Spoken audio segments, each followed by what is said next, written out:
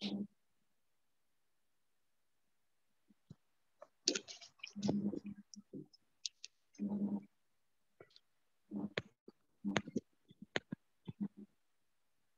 record ya? Udah.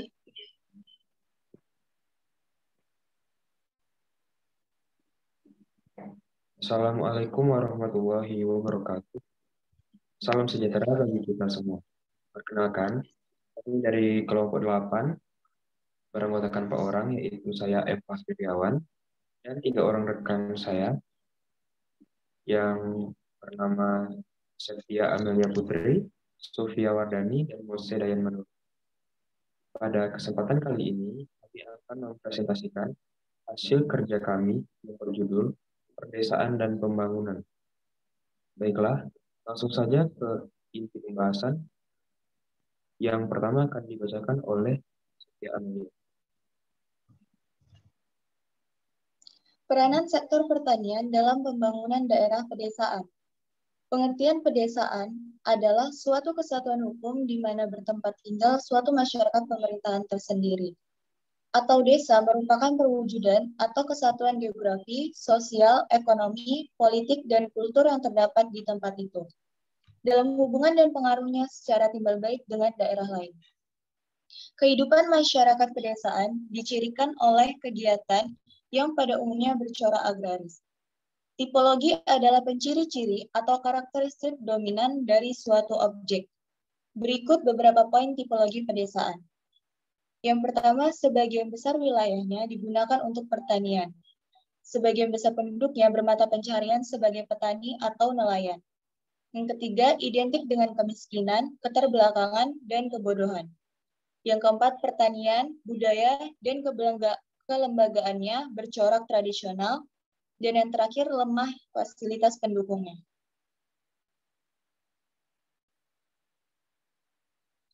Pengertian sektor pertanian. Pertanian adalah suatu kegiatan yang memanfaatkan sumber daya alam untuk menghasilkan bahan pangan, sumber energi, bahan baku industri, serta untuk mengelola lingkungan hidup. Contoh kegiatan di bidang pertanian adalah bercocok tanam, budidaya tanaman, dan pembesaran hewan ternak. Pertanian merupakan sektor yang memiliki peranan penting dalam perekonomian. Peranan pertanian antara lain sebagai berikut. Yang pertama, menyediakan kebutuhan bahan pangan yang diperlukan masyarakat untuk menjamin ketahanan pangan. Yang kedua, menyediakan bahan baku industri, sumber tenaga kerja dan pembentukan modal yang diperlukan bagi pembangunan sektor lain. Yang keempat, sumber perolehan devisa, mengurangi kemiskinan, menyumbang pembangunan pedesaan dan pelestarian lingkungan hidup.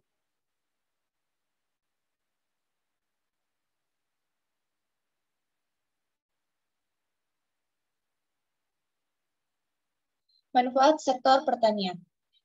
Manfaat sektor pertanian yang pertama yaitu untuk mendukung kedaulatan pangan pertanian, merupakan sumber utama pangan dalam suatu negara. Jika sektor pertanian tidak dapat memenuhi kebutuhan masyarakatnya, maka negara akan terus-menerus mengimpor bahan pangan dari negara lain. Mengurangi pengangguran, kegiatan bertani bermanfaat bagi masyarakat untuk memperoleh pendapatan. Dengan begitu, sekaligus mengurangi pengangguran. Saat ini banyak pemuda yang sudah mulai terjun ke dunia pertanian dan memiliki banyak inovasi dari kegiatan bertaninya. Jika mereka mau mengelola pertanian sendiri, maka angka pengangguran akan berkurang. Yang terakhir adalah menjaga lingkungan. Dengan bertani, maka menjaga kualitas lingkungan. Terdapat rantai makanan yang selalu membuat ekologi dalam keadaan seimbang.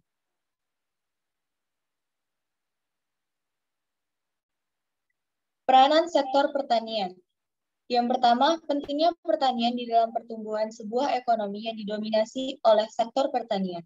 Pertumbuhan pertanian akan meningkatkan laju pertumbuhan pendapatan daerah bruto atau PDB. Peran sektor pertanian dan perkembangan sektor pertanian Indonesia sangat diperlukan dalam upaya menurunkan kemiskinan. Yang kedua, selain membutuhkan sumber daya finansial, sektor pertanian juga memerlukan teknologi maju dan infrastruktur. Diskriminasi pemerintah terhadap sektor pertanian akan menghalangi keseluruhan pembangunan. Yang terakhir, transformasi pertanian mengemukakan bahwa keberhasilan sektor pertanian bukan hanya alat bagi pembangunan, tetapi keberhasilan di sektor pertanian juga menjadi tujuan dari pembangunan. Pertanian juga dapat menjamin penyediaan kebutuhan miliaran penduduk di masa depan.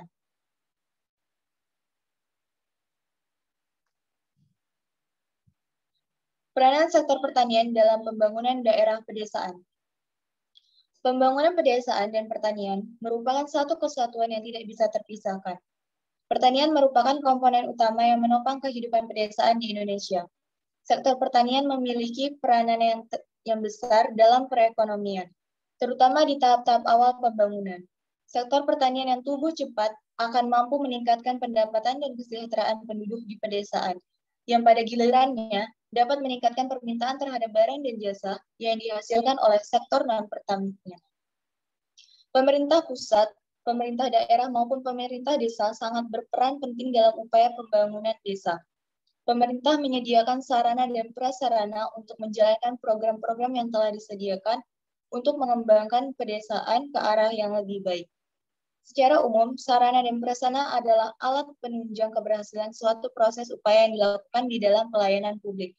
Karena apabila kedua hal ini tidak tersedia, maka semua kegiatan yang dilakukan tidak akan dapat mencapai hasil dan target yang diinginkan, sesuai dengan rencana dan program yang dikehendaki.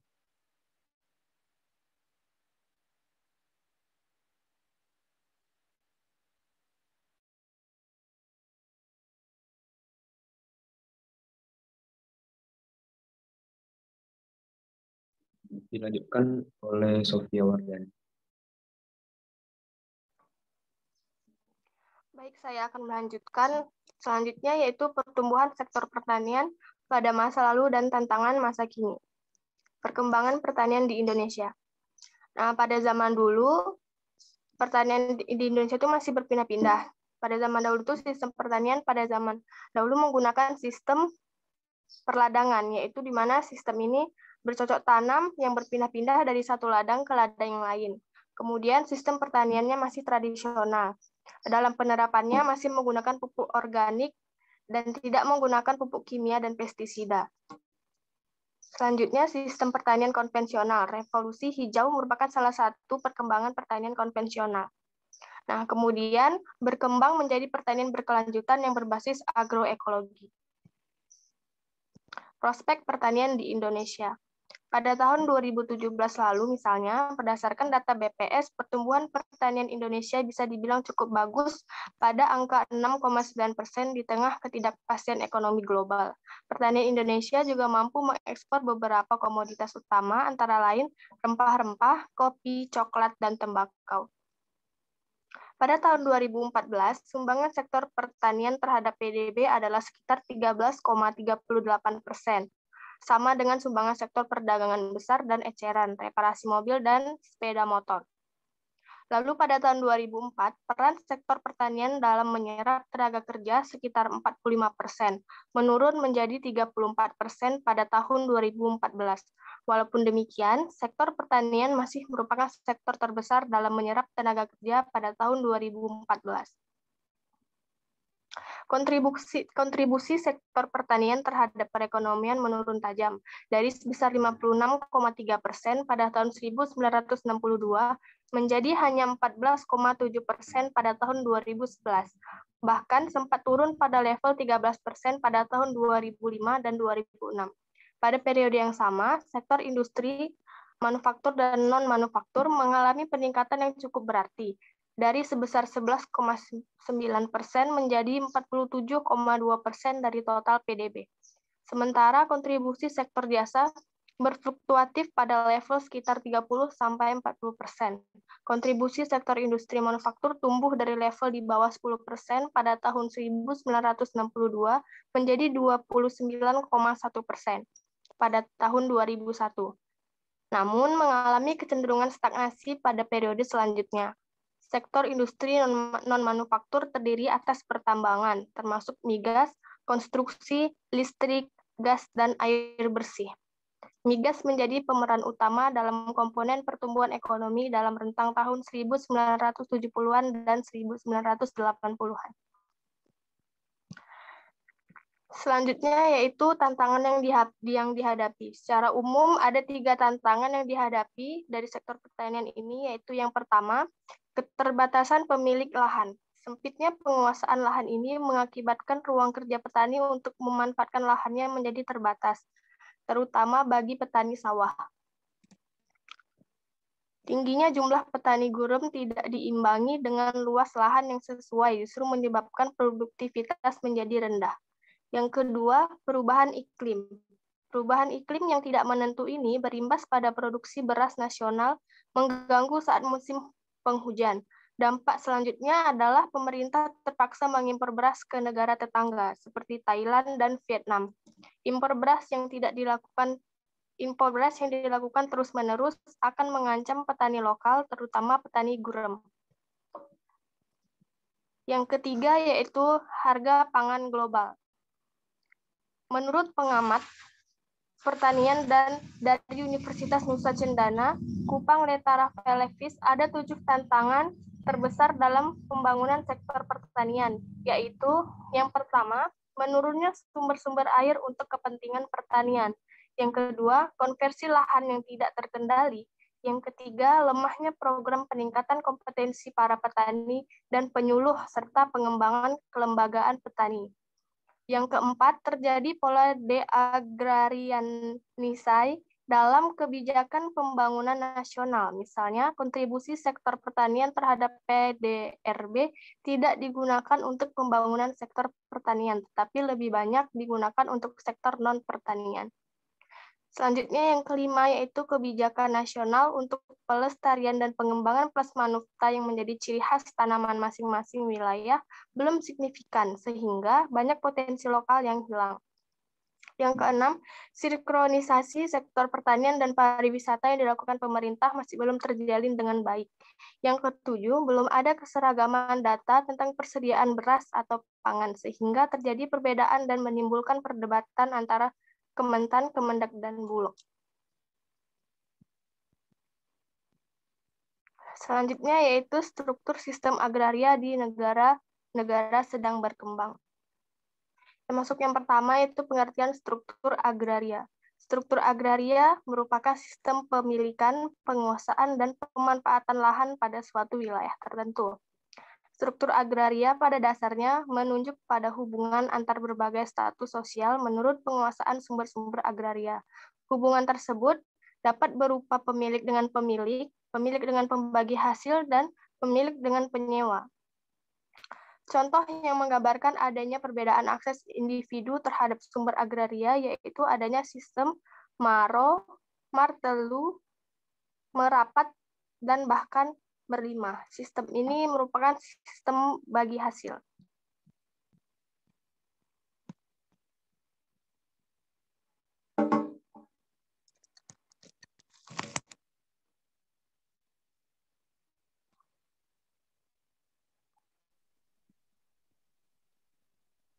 Dilanjutkan oleh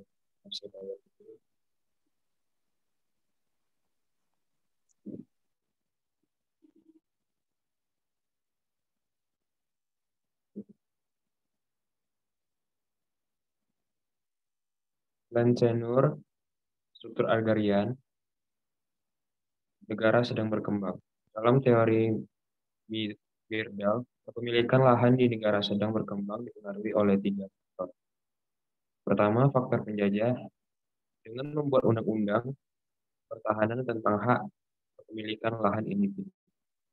Yang kedua, faktor monetarisasi dan money lender atau pinjam uang jaminan sertifikat untuk beli pupuk, bibit, minyak pinjam hanya bila gagal panen.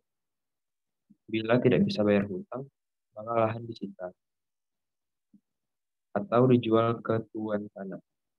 Jadinya kemiskinan petani yang kehilangan lahan. Yang ketiga, faktor pertumbuhan penduduk.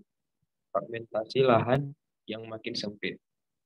Tingginya tingkat penduduk membuat lahan pertanian semakin berkurang karena lahan tersebut dialihfungsikan dari lahan pertanian menjadi lahan pemukiman. Pentingnya peranan perempuan dalam sistem agrarian. Perempuan di berbagai kawasan Asia hingga Afrika menyumbang 60% hingga 80%, dan 40% di Amerika Latin menyumbangkan diri sebagai petani di pedesaan. Perempuan bekerja lebih lama dibandingkan dengan laki-laki. Program bantuan pemerintah cenderung menjangkau laki-laki, bukan perempuan. Tetapi di era sekarang, zaman semakin berubah, maka kebijakan pun ikut berubah, di mana perempuan juga memiliki kesempatan yang sama seperti laki-laki. 3. Tahapan pertanian. 1. Pertanian tradisional. Dalam pertanian tradisional, produksi pertanian dan konsumsi sama banyaknya, dan hanya 1 atau 2 macam tanaman saja yang merupakan sumber pokok bahan. Yang kedua, pertanian tradisional menuju pertanian modern. Penganekaragaman dilakukan dalam masa transisi dari pertanian tradisional menuju pertanian modern. Pertanian modern. Yang ketiga, pertanian modern. Pertanian modern atau dikenal juga dengan istilah pertanian spesialisasi menggambarkan tingkat pertanian yang paling maju. Pertanian spesialisasi ini berkembang sebagai respon terhadap dan sejalan dengan pembangunan yang menyeluruh di bidang-bidang lain dalam ekonomi sosial. Selanjutnya dilanjutkan oleh Mas Dayan Manurut.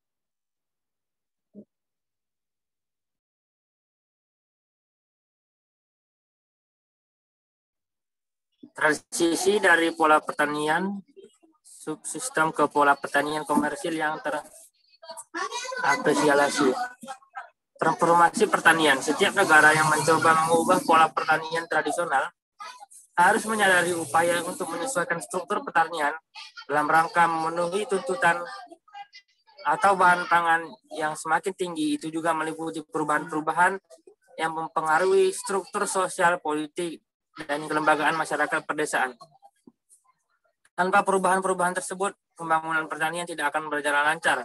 Bahkan sebaliknya, akan menyebabkan jurang ketimpangan antara pemilik lahan luas yang kaya dengan para petani kecil penyewa, penggarap, dan yang tidak memiliki lahan sama sekali.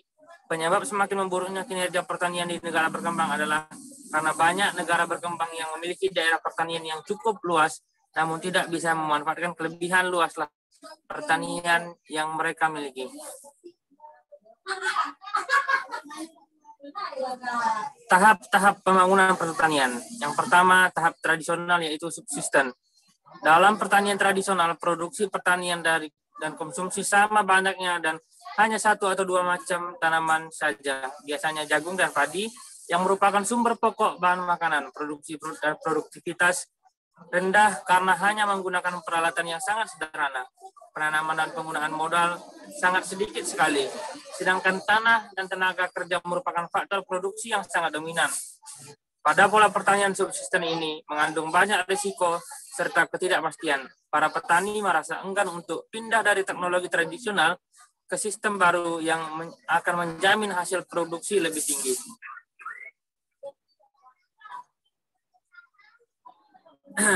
Yang kedua, tahap pertanian tradisional menuju pertanian modern. Tahap teridentifikasi.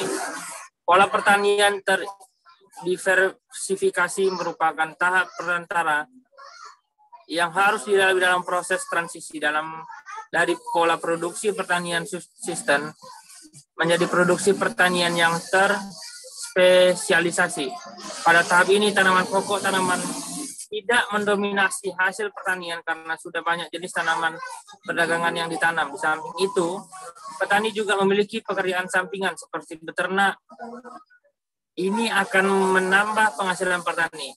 Tahap yang ketiga, pertanian modern atau pertanian terspesialisasi.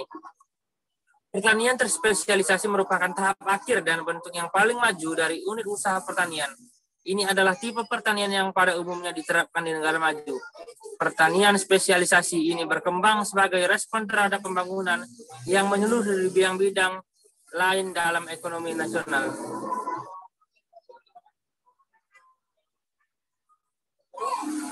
Transisi dari pola pertanian ke subsistem ke pola pertanian komersial. Pembangunan pertanian dirumuskan untuk optimalisasi pemanfaatan sumber daya alam dan teknologi maju yang murah, sederhana, dan efektif, disertai penataan dan pengembangan pelembagaan pertanian di perdesaan. Pembangunan pertanian diarahkan untuk meningkatkan kesejahteraan masyarakat, khususnya petani dan keluarganya. Salah satu upaya yang dilakukan adalah melakukan transformasi pertanian subsisten tradisional menjadi komersial atau modern.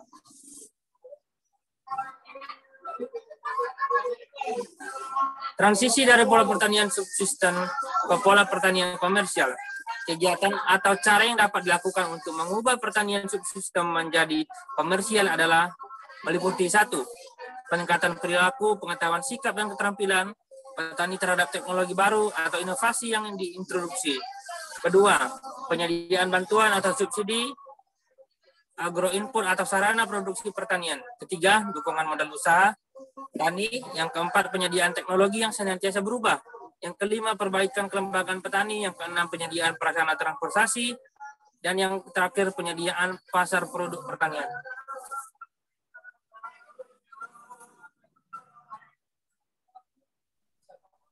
Baik, masuk ke strategi pembangunan pertanian dan perdesaan yang andal. Strategi pembangunan pertanian, yaitu strategi baru. 1. Pembangunan pertanian wajib mengedepankan riset dan pengembangan atau R&D, terutama yang mampu menjawab tantangan adaptasi perubahan iklim. Misalnya, para peneliti ditantang untuk menghasilkan varietas padi yang mampu bersemi di pagi hari, ketika temperatur udara tidak terlalu panas. Yang kedua, integrasi pembangunan ketahanan pangan dengan strategi pengembangan energi, termasuk energi alternatif. Yang ketiga, pembangunan pertanian perlu secara inheren melindungi petani, produsen, dan konsumen. Komoditas pangan dan pertanian mengandung risiko usaha seperti faktor musim, jeda waktu, perbedaan produktivitas, dan kualitas produk yang cukup mencolok. Strategi pembangunan perdesaan. Pembangunan masyarakat perdesaan merupakan bagian dari pembangunan masyarakat yang diarahkan pula kepada pembangunan kelembagaan dan partisipasi serta pemberdayaan masyarakat dalam meningkatkan kesejahteraan pada satuan wilayah perdesaan, seperti dalam pembangunan ekonomi pada umumnya. Maka dalam mewujudkan tujuan pembangunan perdesaan, terdapat paling sedikit 4 jenis strategi, yaitu strategi pertumbuhan, strategi kesejahteraan, strategi yang responsif terhadap kebutuhan masyarakat, strategi terpadu atau strategi yang menyeluruh. Kemudian ada strategi pertumbuhan.